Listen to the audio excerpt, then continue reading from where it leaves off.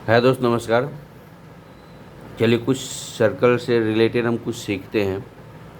Circle से related कुछ सीखते हैं, ठीक है। चलिए, यदि एक सर्कल है, सर्कल में यदि कोई जीवा लेते हैं, सर्कल में कोई एक जीवा लेते हैं, ठीक है, ले लिए। इस जीवा से ऊपर के साइड में यदि कहीं भी एंगल बनता, ऊपर ही बने या नीचे बने, ठीक है। मान चलिए इस पॉइंट पे हमने क्या बनाया, एक एंगल, क्या बना, ट्रायंगल बनाया। ये जो एंगल होगा, ये जो एंगल होगा, इस पॉइंट पे यदि हमने कहीं भी ट्रायंगल बना लिए, सारे एंगल बराबर होते हैं। कैसे? देखो, ये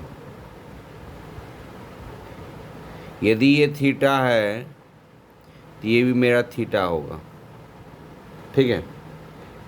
ये एंगल थीटा है तो ये भी थीटा होगा, चाहे इस पॉइंट से हम कहीं भी क्यों नहीं बना लें, चाहे हम कहीं भी क्यों नहीं बना लें, तो सारे के सारे पॉइंट एंगल क्या होगा, थीटा ही होगा। ये सब एंगल क्या होगा, थीटा होगा।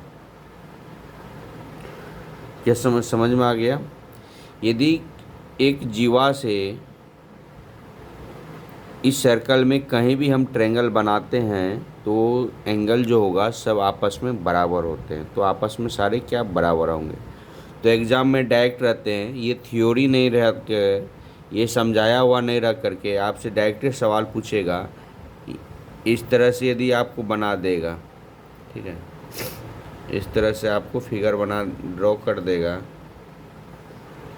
वो रहेगा ये 40 डिग्री, तो ये आपसे पूछ लेगा ये थीटा क्या होगा, ये थीटा का मान क्या होगा, ठीक है। ये 40 डिग्री है, ये थीटा दे रखा है, ये थीटा का मान निकालने के लिए पूछेगा ये क्या होगा। ये क्या होता है, हमेशा बराबर होता है किसके, ये 40 डिग्री के, ये 40 डिग्री के, ठीक है।